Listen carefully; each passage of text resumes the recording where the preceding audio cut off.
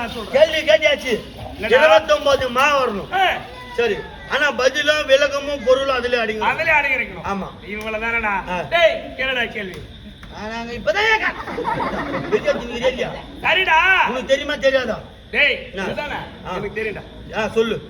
29 மா வரணும்.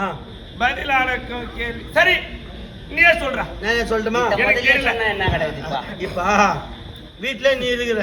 ஆமா. உங்க மனைவி இருக்காங்க. ஆமா, கணவன் மனைவி இருக்கிறோம். 2 பேரும் இருக்கிறீங்க. ஆமா. ஒரு 3 வேளை சாப்பாடு சாப்பிடணும். காலையில மதியம் நைட்டு சாப்பிடுறீங்கன்னு வச்சுக்க. எவ்வளவு அரிசி போட்டு சமையல் செய்யும்?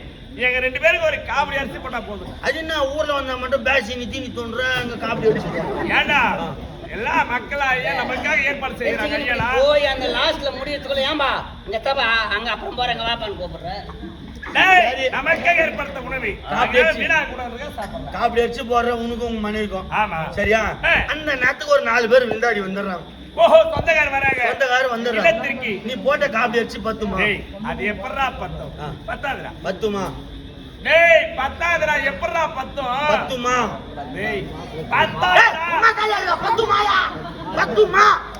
ஓஹோ, 29 மாவுல 10 மா.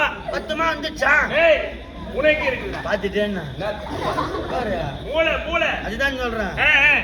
29 மாலை.